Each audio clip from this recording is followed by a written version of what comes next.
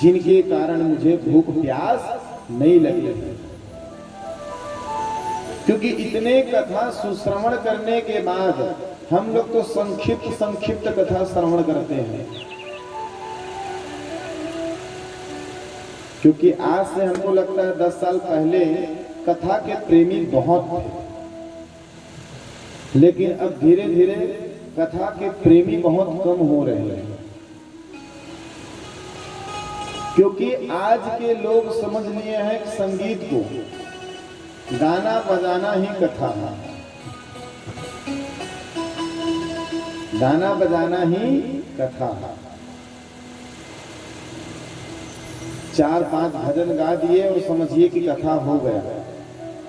तो आप लोग ये गलती मत करिएगा कभी भी आप यदि कथावाचक यदि चुनते हो, उनको पसंद करते हो, तो उनसे केवल एक ही प्रार्थना करना कि हमको पूर्ण रूप से कथा श्रवण कराना। भजन यदि 1-2 घंटे में यदि बीच 1-2 हो जाता है तो चलो ठीक है, लेकिन हर 5-5 मिनट में यदि भजन गाएंगे तो फिर कथा सब गायब हो जाएगा। और यदि कथा गायब हुई,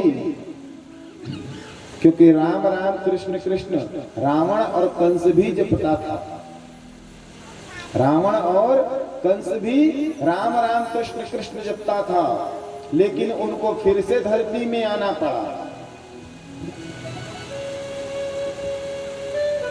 भगवान कृष्ण जी की पत्नी का नाम क्या है? इनसे पूछ रहे हैं जी।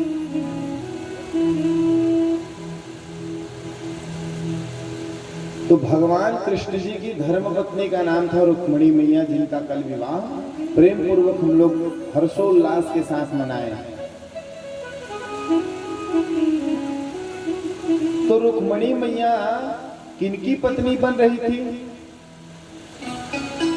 शिशुपाल। सबको मालूम है कि नहीं?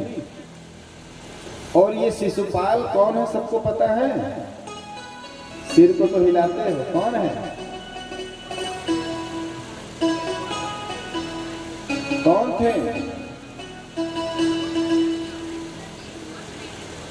वो तो ठीक है, लेकिन पूर्व जन्म में कौन था ये शिशुपाल?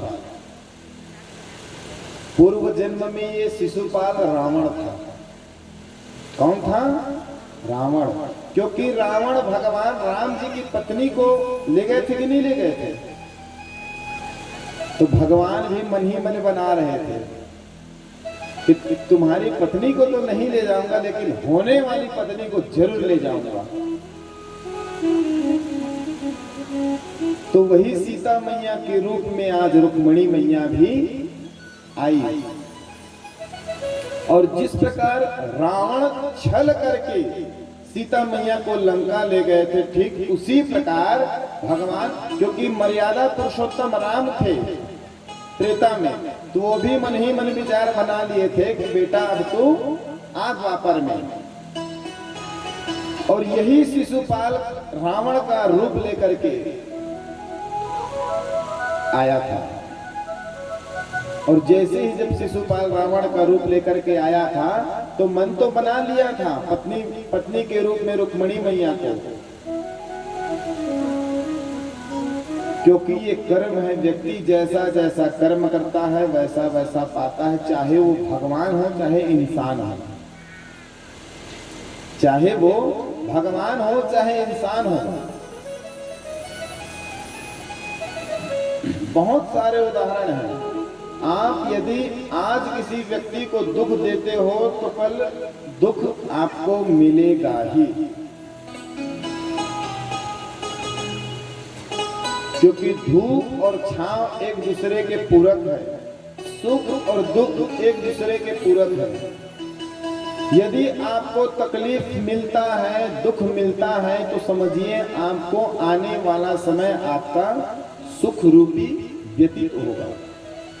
यदि आज आप सुखी हैं तो समझिए आने वाला समय आपका दुखी आएगा ही, लेकिन एक शर्त में नहीं आएगा। कहे कौन सा शर्त? कहे जब अपना मन रूपी चाबी भगवान को सौंप दोगे तो जो दुख है वो सुख है, ये वाला जो ताला को भगवान बंद कर देते हैं। अनेक भक्त हुए भगवान के, सबके ऊपर आया, हम लोगों के ऊपर भी आता है तकलीफ।